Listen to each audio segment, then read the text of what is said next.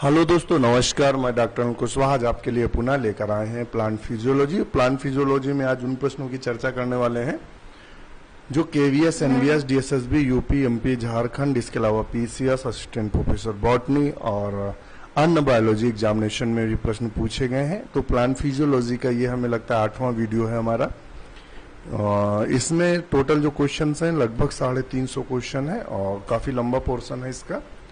तो शुरू करते हैं आज का वीडियो। उससे पहले रिक्वेस्ट, चैनल को लाइक और सब्सक्राइब करें।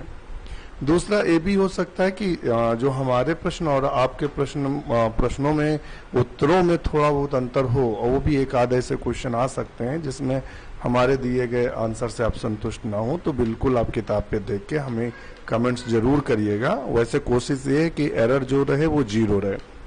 तो शुरू करते हैं video. Presence of nitrate around the roots of legume plants, तो बताएगा increase nodule formation, does not interfere with nodule formation, inhibits nodule formation, increase size of nodule। तो ऑप्शन इसका ए सही रहेगा। लेग्यूम पौधों की जड़ों के नोड्यूल्स नाइट्रेट की उपस्थिति के कारण नोड्यूल्स के बनने की दर बढ़ जाती है।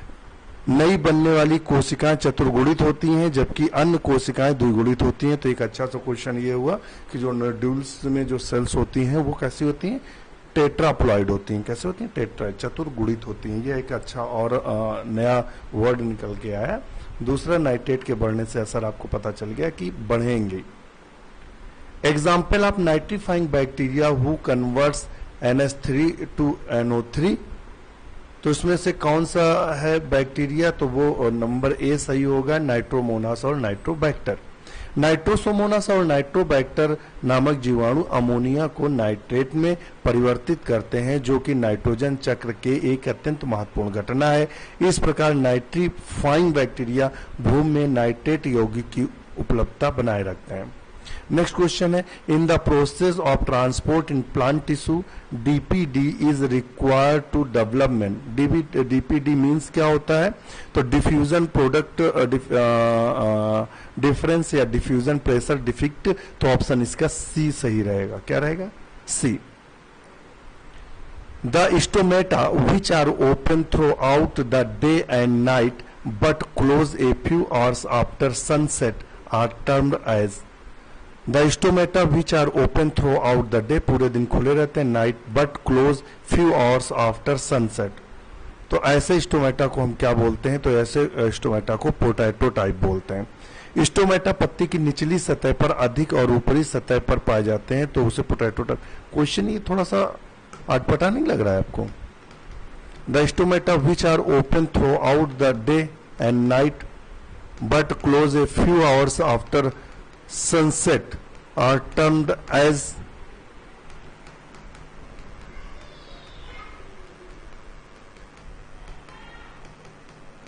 तो इसका ऑप्शन यही है, पोटैटो ही सही बता रहा है, पोटैटो है। और उसने कहा है कि पत्ती की निचली सतह पर अधिक तथा ऊपरी सतह पर कम पाए जाते हैं, तो उसे पोटैटो प्रकार का स्टोमेटा कहते हैं, जैसे आलू टमाटर में। इसमें स्टोमेटा दिन रात खुला रहता है, केवल सूर्यास्त के बाद अर्थात शाम के समय कुछ बंद रहता है। तो इसको ऑप्शन बी सही होगा। J C Bose was proponent of the following theory ascent of sap of plants. तो उन्होंने कौन सी थ्योरी दी थी? तो उन्होंने जो थ्योरी दी थी वो दी थी पल्सेशन थ्योरी। कौन सी दी थी? Pulsation. The plant hormone having a purine यानी adenine ring with a side chain is. तो ऑप्शन उसका भी सही है, साइटोकाइनिन। मिलर तथा उसके सहयोगियों ने मछली के शुक्राणुओं से एक सक्रिय पदार्थ प्राप्त किया जिसे काइनेटिन कहा। रासायनिक प्रकृति में यह N6 फॉरप्यूरिल अमीनो प्यूरिन है। यह पदार्थ कोसा विभाजन को बढ़ाता है, अतः स्कूग ने 1965 में इसे साइटोकाइनिन नाम दिया। लेथम और उनके सहयोगियों ने मक्का के बीज में दूसरा ऐसा पदार्थ प्राप्त किया जिसे जिएटिन कहते हैं, जो साइटोकाइनिन की संरचना में प्यूरिन यानी एडनिन रिंग एक पश श्रृंखला के साथ होते हैं। In a stomata where subsidiary cell are absent in, वो कौन से होते हैं जिनमें सब्सिडियरी सेल नहीं पाई जाती स्टोमेटा में? यानी सहायक कोशिकाएं नहीं पाई जाती हैं, तो बताइएगा। तो वो ऑप्शन बी सही है, एनेमोसाइटिक। रंध्र, जब रंध्र में आकृति के आधार पर विभेदित सहायक सब्सिडियरी सेल अनुपस्थित होती हैं तो उसे हम एनेमोसिटिक कहा जाता है या एनेमोसिटिक कहते हैं, ध्यान रखिएगा।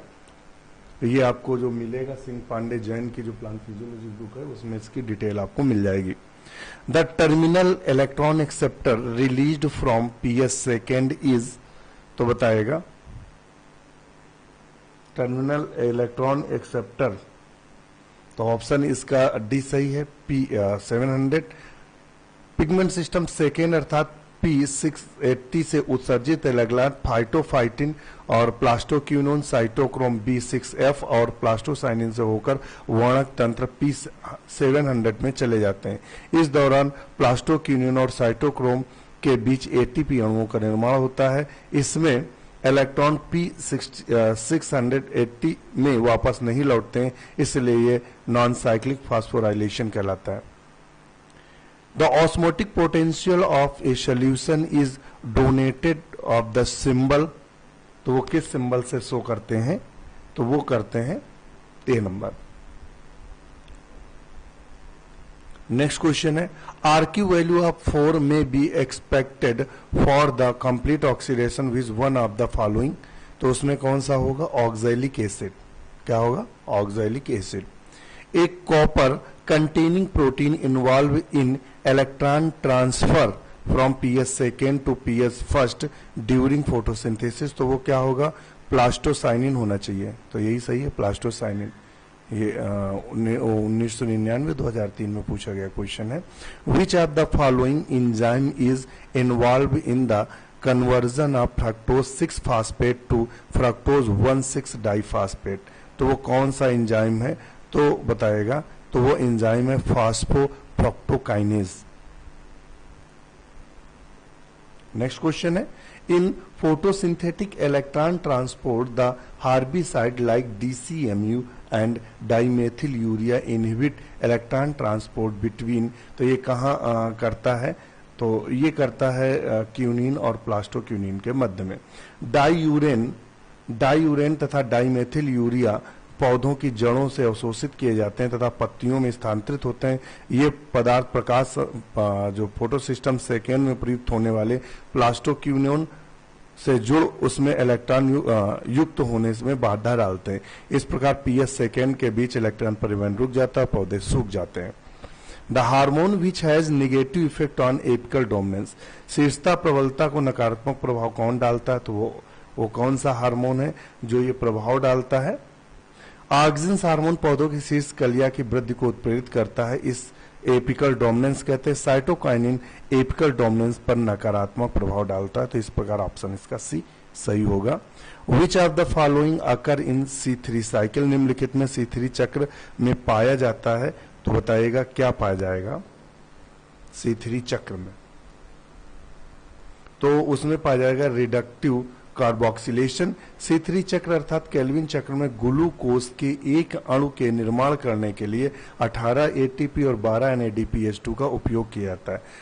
C3 चक्र में रिडक्टिव कार्बोक्सिलेशन की क्रिया संपन्न होती है।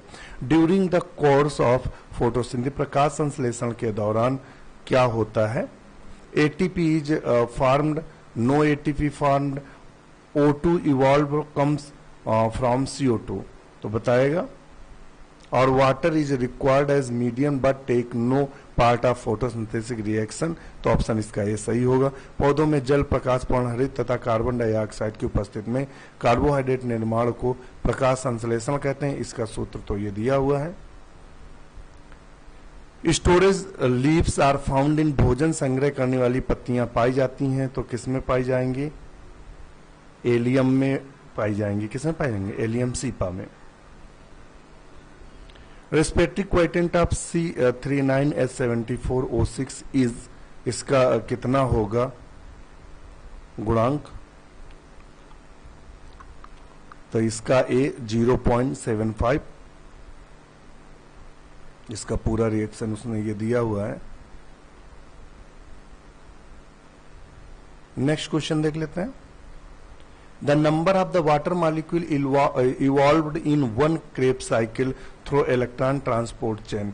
कितने H2O के अणु निकलते हैं बाहर, तो बताएगा। तो option C, electron transport chain के द्वारा एक क्रेब्स चक्र में पानी का एक अणु निकलता है। इलेक्ट्रॉन ट्रांसपोर्ट चेन लिखा है, ये भी ध्यान रखना है, ये थोड़ा सा ये पॉइंट आप याद रखना। इलेक्ट्रॉन ट्रांसपोर्ट चेन तो एक अणु निकलता है जल का। Enzymatic interconversion of star sugar was through for opening stomata due the discovery of enzyme. तो वो कौन सा एंजाइम था, तो वो कौन सा था, फास्फोराइलेज एंजाइम था। कौन था, फास्फोराइलेज। वातरंध्रों के विनिमय के लिए पोटेशियम नामक तत्व उत्तरदायी होता है, किंतु इन और तुंग नामक वैज्ञानिकों ने 1948 में स्पष्ट किया कि फास्फोराइलेशन नामक एंजाइम वातरंध्रों के खुलने में भूमिका निभाता है। इन्होंने स्पष्ट किया कि पीएच सेकेंड के परिवर्तन के अनुसार तथा स्फीत दाब के बढ़ने और घटने के आधार पर रंध्र खुलते या बंद होते हैं। क्रैंज एनाटॉमी इज फाउंड इन, तो क्रैंज एनाटॉमी शुगर केन में हमें देखने को मिलेगी।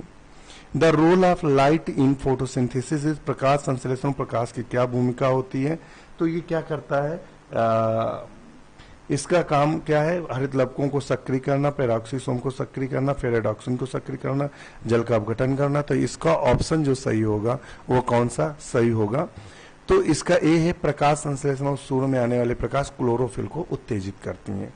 The light reaction of photosynthesis occur in, प्रकाश संश्लेषण में होने वाला प्रकाश अभिक्रिया होती है, तो देखिए ये होती है ग्रैनम में। किसमें होती है, ग्रैनम में, तो ऑप्शन सी सही होगा। Dark reaction is used for, तो डार्क रिएक्शन, डार्क शोषण किसके लिए प्रयोग किया जाता है, प्रकाश शोषण के लिए, ग्लाइकोलेट के लिए, सामान्य शोषण के लिए। तो ये किसके लिए यूज किया जाता है, नॉर्मल रेस्पिरेशन के लिए। पौधों मुख्यतः दो प्रकार का श्वसन क्रिया होती है, पहला डार्क रेस्पिरेशन, दूसरा फोटो रेस्पिरेशन। डार्क रेस्पिरेशन में नॉर्मल रेस्पिरेशन कहते हैं, और डार्क रेस्पिरेशन प्रायः ग्लाइकोलिसिस, ऑक्सीडेटिव पेंटोज फास्फेट और TCA साइकिल क्रेब्स साइकिल द्वारा संपन्न होती है, ध्यान रखिएगा। तो इसको क्या बोलेंगे, नॉर्मल रेस्पिरेशन। ये थोड़ा याद रखना, ये हमें नहीं मालूम था डार्क रेस्पिरेशन क्या होता है। आओ इसके बारे में हम लोग कुछ जान भी लेते हैं। ये हमारा डार्क रेस्पिरेशन और सिंपली रेस्पिरेशन है। Is respiration in plant regardless of light, whether light is present और absent, to distinguish from the photo respiration that occur in the presence of light. तो ये दिया हुआ है। डार्क रिएक्शन से हमें पता चला कि एक नॉर्मल प्रकार का रेस्पिरेशन होता है जिसमें ग्लाइकोलिसिस और TCA क्रेब्स साइकिल होती है। इन टर्जीसेट, एक स्फीत फूली हुई कोशिका में होता है, तो बताएगा क्या होता है, OP0, DPD0, TP0 और TP is equal to DPD। तो क्या होता है, सी। टर्जिस सेट में OP is equal to TP और DPD is equal to OP minus TP, अतः DPD is equal to 0। DPD का मान शून्य हो जाने पर कोशिका में जल प्रवेश नहीं कर सकता है। The rate of transpiration is high when, जब क्या होगा, वायुमंडल जल द्वारा संतृप्त होगी, रोशनी डिम होगी। जब वायुमंडल शुष्क होगी, तापमान ऊंचा होगा, तापमान निम्न, आर्द्रता ज्यादा होगी।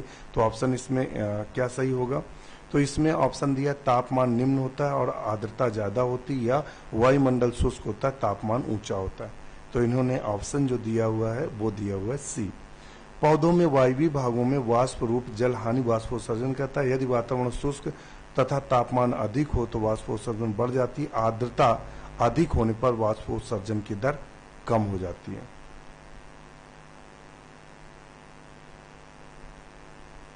इसको एक बार जरा आप भी चेक करिएगा, थोड़ा सा कंफ्यूज हमें जी। सही है आंसर इसका, यही सही होगा। चूंकि जब आर्द्रता ज्यादा होगी तो ट्रांसपिरेशन कम होता है, आर्द्रता कम होती है तो ट्रांसपिरेशन ज्यादा होता है। तो इसका ऑप्शन इस प्रकार से यही वाला सही है, सी ऑप्शन इसका सही है। चलिए नेक्स्ट क्वेश्चन देख लेते हैं। क्लोरोफिल ए का जो फार्मूला होता है वो क्या होता है, C55 C70 O5 N4 Mg या C55 72 O5 N4 Mg। तो इसका ऑप्शन सी सही है, ये उसका दिया हुआ है C572। और इसमें बी में क्या होता है, इधर हाइड्रोजन में 2 कम हो जाते हैं और ऑक्सीजन में 1 बढ़ जाता है, ध्यान रखना। इसमें 2 कम होते हैं, 1 बढ़ जाता है। नेक्स्ट क्वेश्चन है, the term dephlogisticated air is known as, dephlogisticated वायु नामक शब्द को कहा जाता है। तो ऑक्सीजन, कार्बन डाइऑक्साइड, जलवाष्प या कार्बन मोनोऑक्साइड। तो इसका आप हमें जवाब जरूर दीजिएगा, हम आपके जवाब का इंतजार करेंगे। इसी के साथ नमस्कार।